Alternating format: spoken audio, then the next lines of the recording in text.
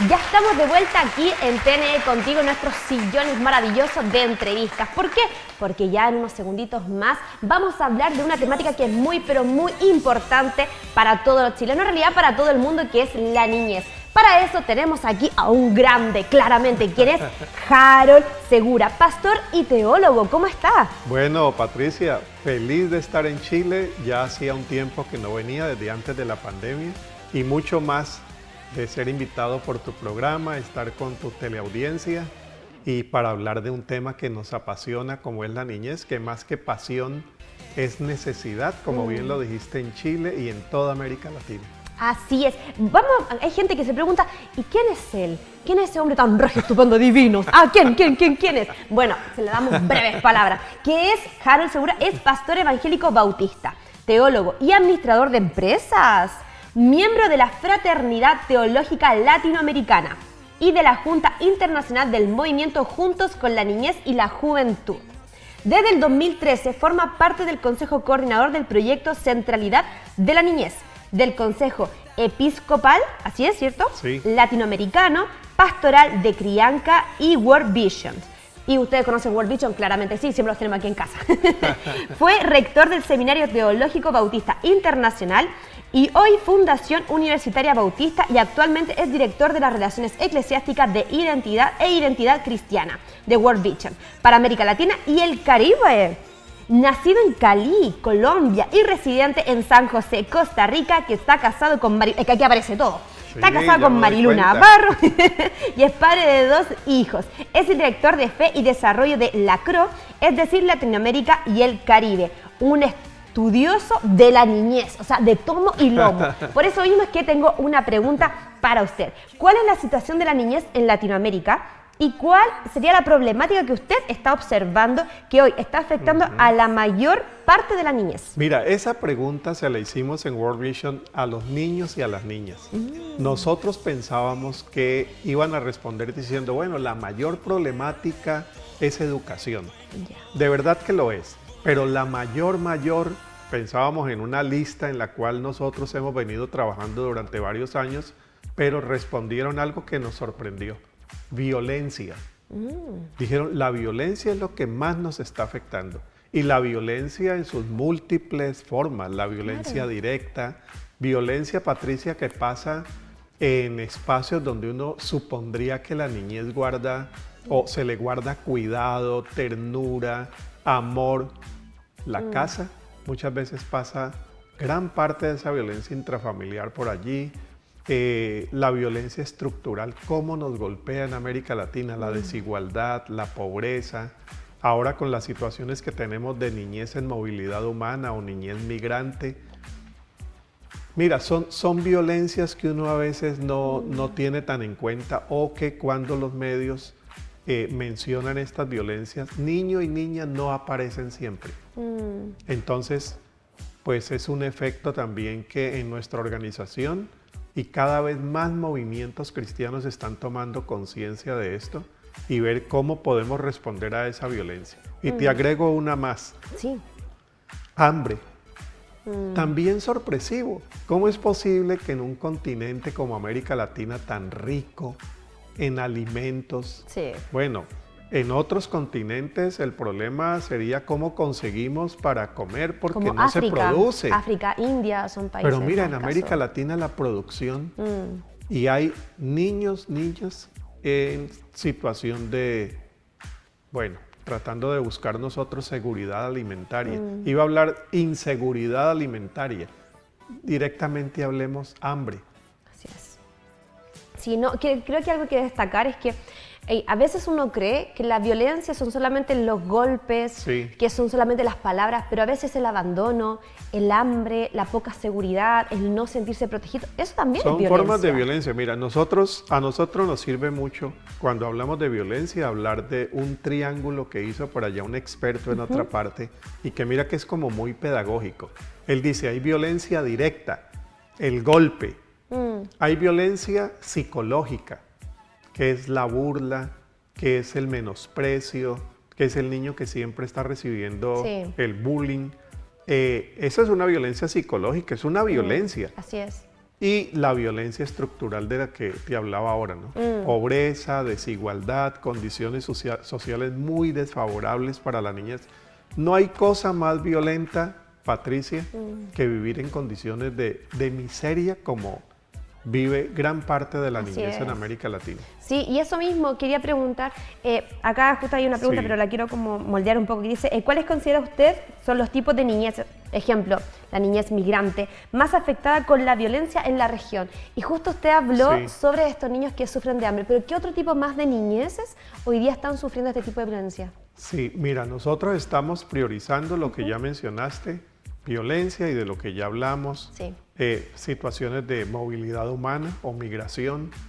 Yo creo que esa niñez hay que tenerla muy en cuenta porque, como te decía, también es una niñez que no siempre aparece Así es. muy visible en los medios y que la situación más cercana que yo tengo es la de Centroamérica, donde vivo ahora, donde migran estas que llaman caravanas hacia los Estados Unidos, caravanas de 4.000, 5.000 personas que van desfilando sin saber uno cuál es el destino que les espera. Exacto. En su mente lleno de ilusiones, pero en las realidades de muchas incertidumbres. Y migran niños y niñas. Y una situación que a mí me estremece, niños y niñas migrando no acompañados. ¿Cómo es posible un niño y una niña migrando en compañía de alguien que le pagaron un dinero? Allá lo va a esperar un tío al otro lado en 4 o 3 meses después de migrar. Yo creo que esa situación que en Sudamérica reconocemos también por la alta tasa de migración que tenemos, Así es. allí hay niños y allí hay niñas. Entonces creo que ese rostro de niñez migrante yo lo resaltaría. Los temas de educación, ya mencionamos temas de violencia. Sí.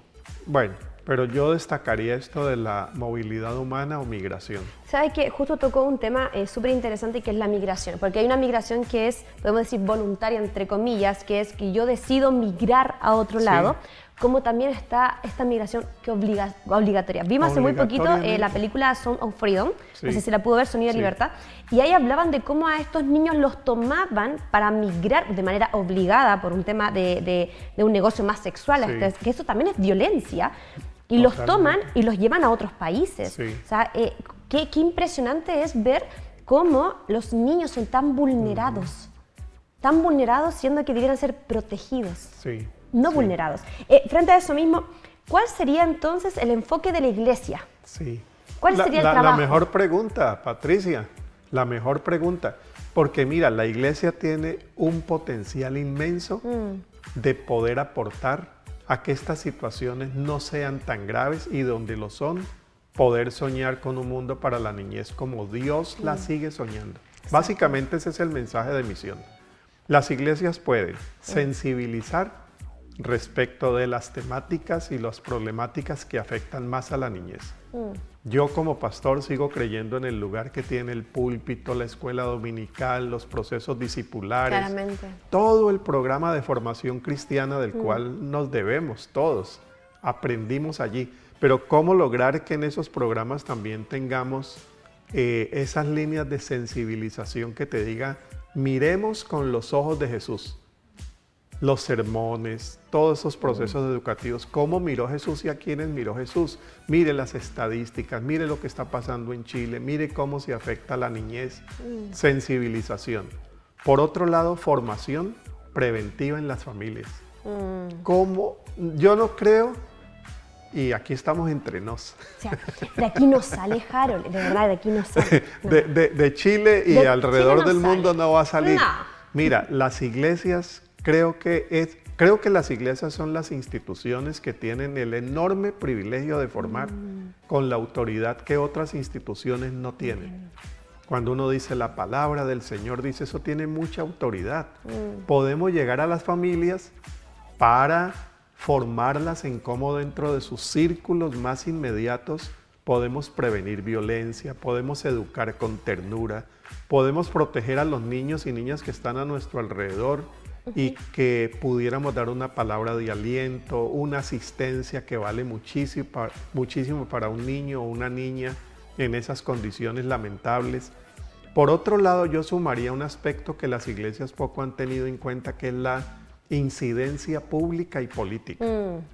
Estamos marchando cada vez más. Sí. Estamos participando en los espacios públicos cada vez más. Tenemos una voz que es reconocida políticamente y ni qué decir, atractiva para los candidatos. Bueno, ¿qué estamos pidiendo? ¿Solamente que nos rebajen los impuestos? ¿Solamente que nuestros candidatos lleguen a esas instancias de poder? Yo creo que hay que pedir por lo que pidió Jesús. Y en el caso de Chile y de América Latina, que se respeten los derechos de los niños y de las niñas, que seamos conscientes de que esos derechos existen y que esos derechos no solamente hayan sido aprobados, sino que esos derechos tengan implementación en todo el programa social de nuestros gobiernos. Y la Iglesia puede hacer presión, puede hacer incidencia para que esos derechos sean respetados y las condiciones de la niñez sean más dignas. Y te repito, esto es asunto de misión.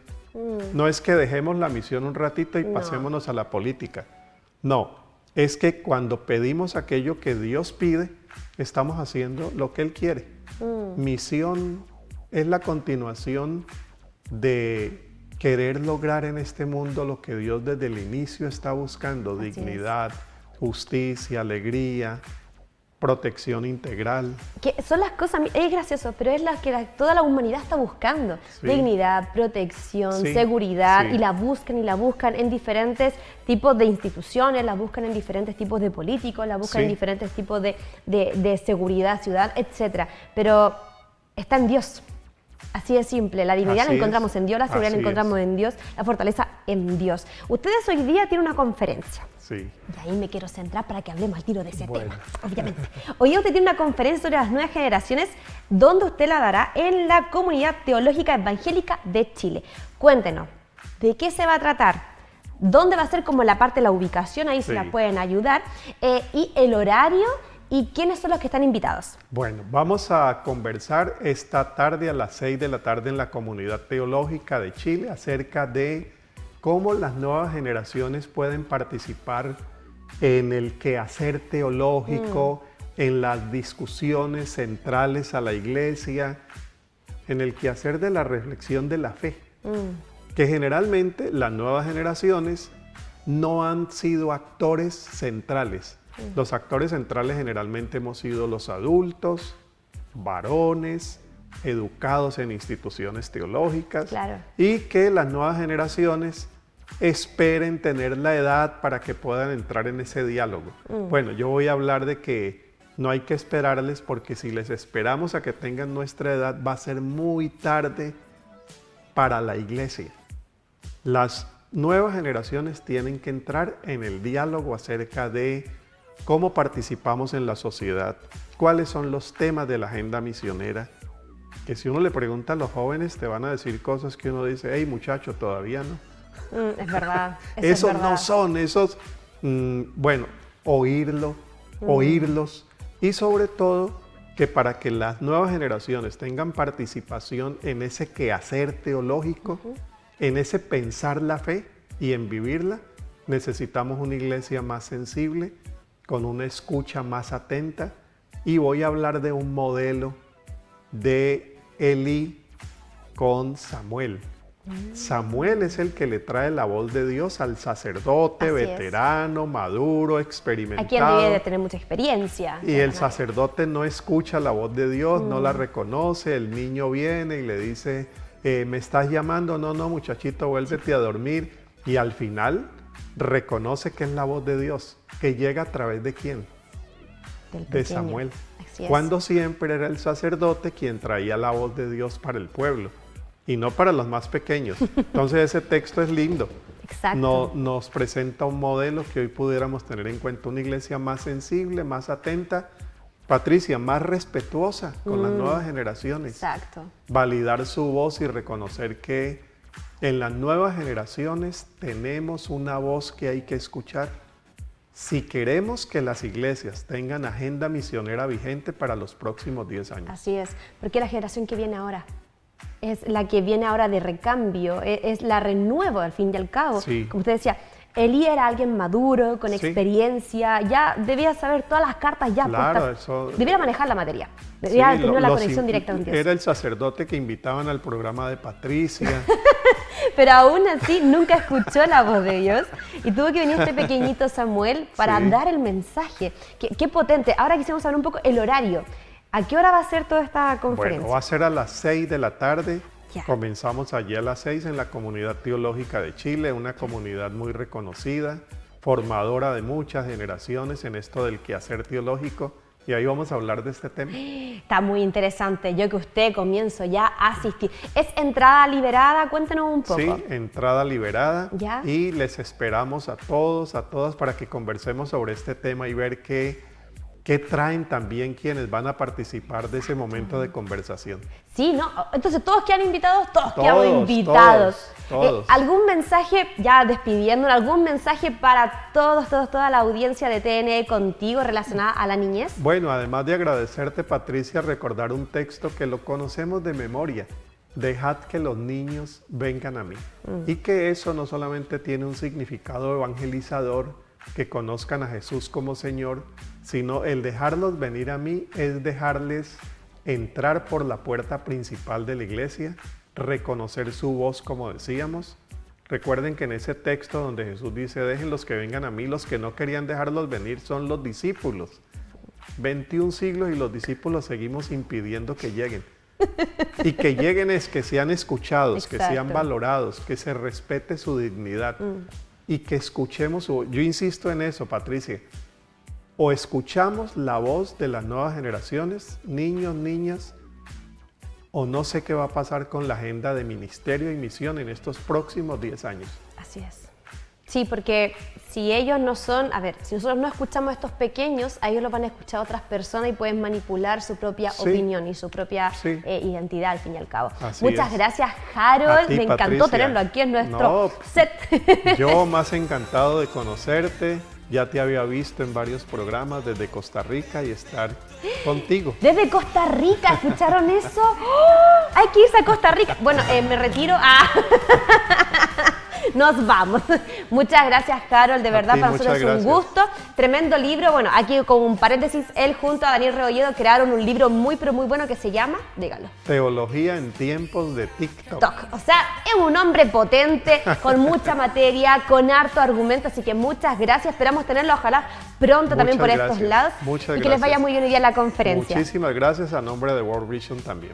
Muchas gracias. Entonces, gracias también a todos ustedes. Nos estamos ya despidiendo el día de hoy. Esperamos que tengan una semana maravillosa, fin de semana grandioso y nos estamos viendo. Un besito y bendiciones. Chao, chao.